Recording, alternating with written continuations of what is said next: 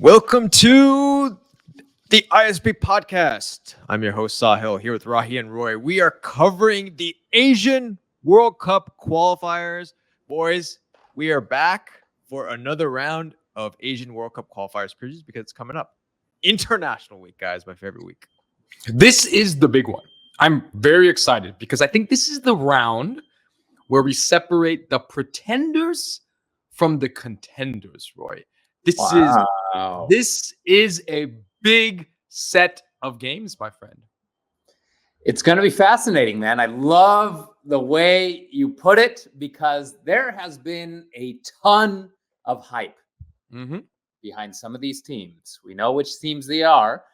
We will find out. I think this is the week we find out who is all hype, who is the real deal. I am so excited to find out. I can't wait to see what happens. This is arguably the most exciting region in the world right now. It really is. It really is. So let's just sort of set the picture, right?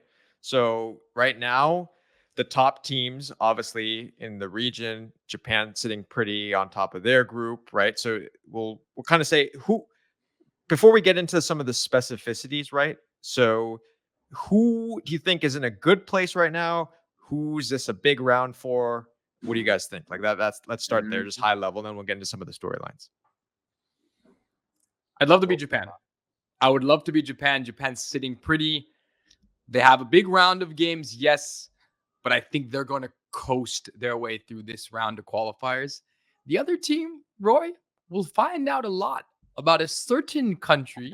I know who you're going to say. A certain country with millions of people, incredible cuisine, and I'm talking about Indonesia. This is the round we really find out. Are they for real, my friend? Yeah. Those are two excellent picks. I think Japan, like we talked about before, could be the first world-class team in this federation. So we are going to see if they start tying games and losing a couple, then I think that conversation is going to die out. But if they just steamroll and they just clearly show they're a step or 5 steps above the rest of this federation, we're going to have our first world-class Asian team. Saudi Arabia, I'm very intrigued in. We all know the amount of money they've pumped into their league. We all know the amount of money they're putting to grow the game in the country. They had a respectable World Cup. Let's see, can they build on it? They're kind of middling around. They have a draw. This is the big round for them. They really struggled in their first 2 games, right? Yeah. So okay, let's talk about. We'll get to that group. There's a lot of storylines in Group C, but I first want to just real quickly let's touch on Group A, which is right now the story coming out is Uzbekistan, right? We've talked a little bit about them. We should do a video separately on Uzbekistan. Remember, Roy, you're supposed to buy the jersey. Remember that? You were just saying you're going to buy the jersey. I have. Okay, so if they win, expensive. Does anyone have a discount code because they're so expensive? Okay. All right. So it's a big game for Uzbekistan, right? This is a team that if you want to win the group, if you want to announce yourself, if you're Uzbekistan as the leaders, you have to beat Iran, right? You have to win this kind of game. This is a tough game, Roy. But this is the moment, separating a pretender from a contender. Are you a contender, Uzbekistan? That's the big storyline. And also the other big storyline in Group A, Roy, is Qatar. Qatar has been doing horribly this particular round of qualification. Are they going to get the job done? It's a hard one. I want to touch on Uzbekistan. I'm a huge fan of the way Uzbekistan plays. They remind me of a team like Honduras, but in their best years. They don't have any big superstars necessarily, but they play beautifully as a unit. They're technical, they're quick, and I would love to see them continue to shine and to get, would it be their first World Cup qualification? I don't think they've ever qualified for the World Cup. They've gone very close multiple times. Those Uzbek fans out there know how close they've gotten. But this could be the one, guys. This is massive for this nation. This could be the one. They're 2-0. I think they're going to go 3-0.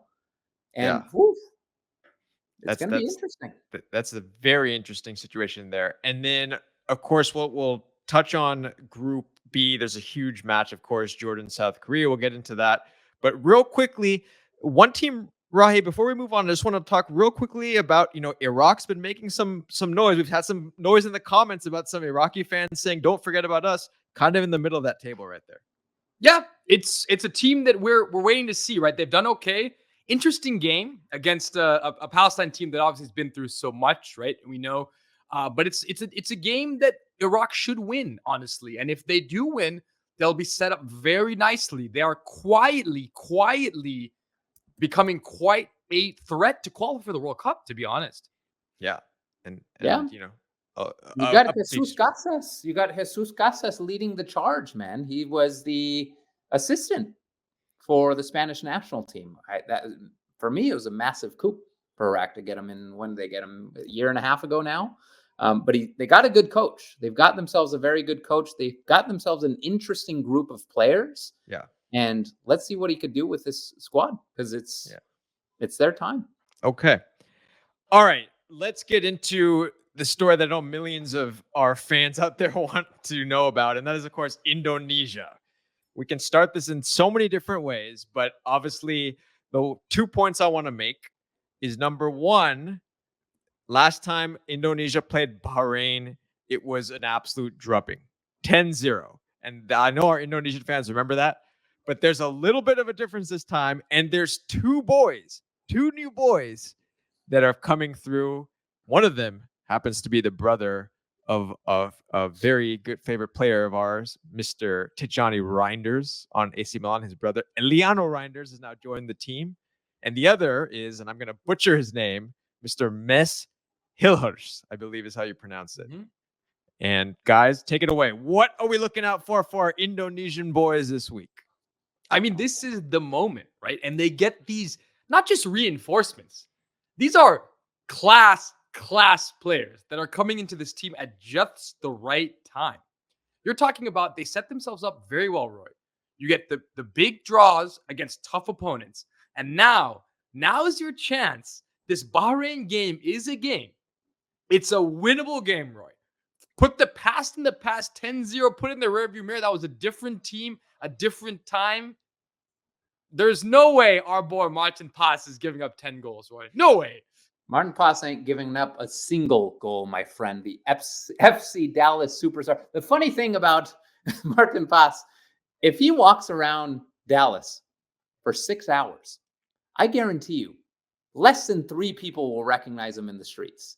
If you pick him up from Dallas, drop him in any corner of Indonesia, in any town, any village, on a boat in the ocean, he will be swarmed within a millisecond. That shows the impact he has had for this national team. That shows the passion this national team has. And with that passion comes incredible levels of pressure. The big question is, will this intense support, this intense pandemonium around the country, around this team, lead to them picking it up? Because they haven't been attacking very well. They've been defending very well. They've been organized. They've been resilient in the back. But have they been able to create attacking opportunities? Have them be able to create goal-scoring opportunities? Yeah. Not very much. So let's see if they could handle the pressure, the expectation, and the excitement.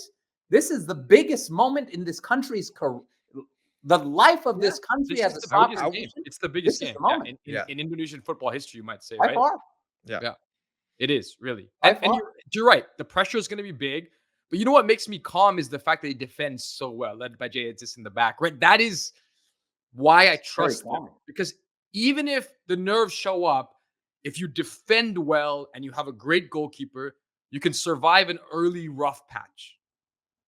Yeah, it's going to be an interesting match because obviously I think what you guys said is correct. These two matches against Bahrain and then home to China are the two biggest matches in the history of Indonesian football. Yep. Get that I think we can 100% say that that's the case. And it starts off in Bahrain. Now, Japan just went to Bahrain and won 5-0. We'll say Indonesia is not Japan. But does that give the team hope, Roy, that they can get the job done? Does that give the team hope that they can go to Bahrain and the influx of these new players that are joining as well, who are not on the squad? You got to feel good about this. I don't know, man. I don't know.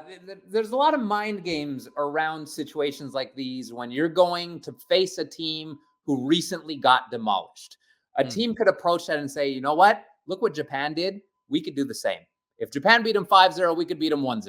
Come on. Yeah. We're not less than 20% of Japan. We could get this done. But on the other end, and this is where I lean more, Bahrain just got trumped 5-0.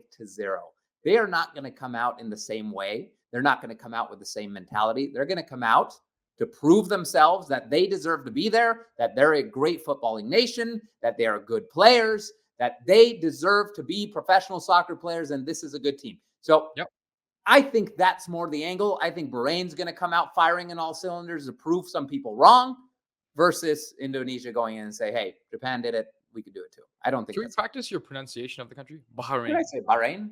Yeah. How do you pronounce it? Thank you. Can you say it? Yeah. What did I say? It's like Bahrain, which is like my uncle's name. I didn't say Bahrain.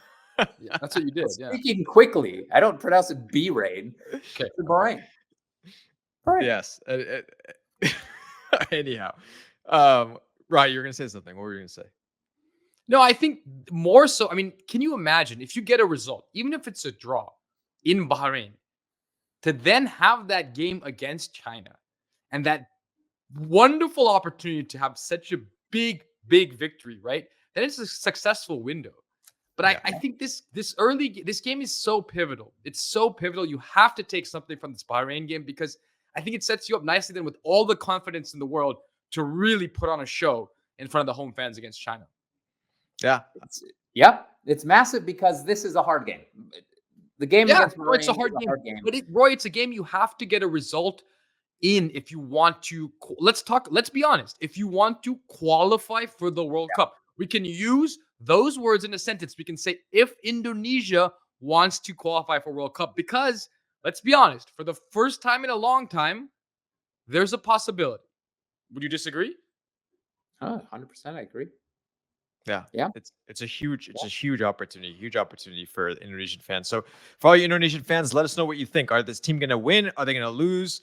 What's going to happen? We shall see. Moving on quickly now to Down Under for the Socceroos. Roy, we had a video. We talked about the Socceroos. We talked about what happened with the leaving of Graham Arnold. And now here's the opportunity. He's called in some of the same players, Jordi Boss, who was there before, and some other names that came up. Are they going to get it done? Because this is a must win is understatement at this point. They're winless. They're winless in their first 2 games of this third stage of qualifiers. That is unheard of for the Australian national team. This is a team that I would consider in the top 10% of the region. I would consider them top 3 team in the region. And they're not playing like it. They're not looking like it. They look weak. They look defeated. They look like they're out of ideas. Their coach was literally out of ideas, as he admitted in, an exit interview of some sort. He said, I'm out of ideas. Someone else needs to come in. I'm out because I've taken this team to where they can go. We need someone else. And they've gotten someone else. They got him quick, Rocky. As U.S. fans, we're not used to federations making decisions this quickly. He's the man with the new ideas. Do you know where he coached before taking the job? Was he in Melbourne? That's right. Very good. Yeah. Wow, you big A-League fan, apparently. I'm a huge A-League fan, man. Okay. My boy Douglas Costa is in the A-League right now. His name, I believe, Tony Popovich, brother of the famous basketball coach Greg Popovich, who coaches the San Antonio Spurs in the NBA in the U.S. It's a weird fact. Thank you. He's not his brother. That's not true at all. Same last name. That's not true at all. One guy's Australian, the other American. Non-fact. Like us. Yeah. Okay. I mean, the reason I'm looking for non-facts is because there's not a lot to say about this guy, right? Sort of, he hasn't done a lot at the big stages, right? He took Melbourne to the final. They didn't win. I don't know. It's an interesting hire. Let's see. It's not a splash hire, but it could be one of those where the manager knows the system, knows the domestic league. A lot of these players play domestically. Can he then pull it out of this national team? Because, boy, we've seen Australia and we've seen the heights that they can hit, putting Argentina under the ringer in the World Cup.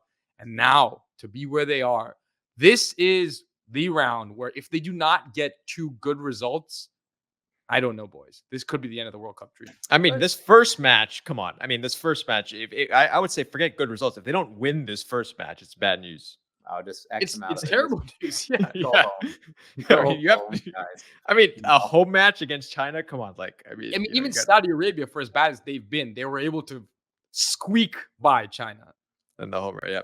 You guys know what this is? You guys know what this thing is right here? What are we looking at? Let's see. Oh, it's a koala. Caramelio koala. Oh, it's a Cadbury From Dairy Milk. from Australia. So Wow. this is good luck for the Socceroos out there. And I will go ahead and enjoy it and let the guys take over the show. Yeah. Very random. What a weird. I am a very international. I get all my sweets from all over. Tim Tams. That's Australia. Tim Tams. I know. I don't like. No offense. I'm not a big Tim Tam fan. But wait a second, Popovich. So you mentioned some things, Rocky. Okay, you want to go back to Popovich? Let's go back to Popovich. Yeah, about being a little uncomfortable with his lack of experience, his lack of glory on the big stage. But let's think about other coaches who fit that same exact profile. Mr. Walid, Morocco. Yeah, he is a coach that fits that exact profile. He was hired quickly after a devastating result. I think that he got hired right after losing to the US 3-0 in the lead up. But so your point is, you think that he's going to be a good manager for Australia? I think it fits the same formula that a lot of teams are doing, which is domestic, which comes from the local league, which has had some level of success. Been a good coach in that league for a while. He has his heart with the program. He's played for the national team. He feels it. He has his heart on his sleeve, and he's going to come in, and he feels such incredible honor to be coaching this team. Sometimes you just need someone with fresh ideas. I think he's going to bring that. I think he has experience playing for this national team and playing well for this national team. Yeah. And these are the kind of coaches that work out nowadays. It's no longer the huge name coaches that are jumping around national teams. They're not succeeding. It's these domestic coaches who are given a promotion and they do well. Look at Walid. Look at Scaloni, for God's sakes. Scaloni didn't coach anyone aside from the U20 national team. It's an interesting point because on the other side, let's talk about a team with a big name manager, Roberto Mancini, who coaches Saudi Arabia. There's an example of a team that has made a big hire, right? Maybe not his day anymore, but in his day, a very well-known, very respected Italian manager. And he's coached Saudi Arabia, to be honest, to two very disappointing results so far. The tie against Indonesia, and then, of course, the eking close by the skin of their teeth win against China. So Saudi Arabia, I mean, this could be, if they get embarrassed by Japan, which they very well could get embarrassed by Japan. Is that the end of Mancini?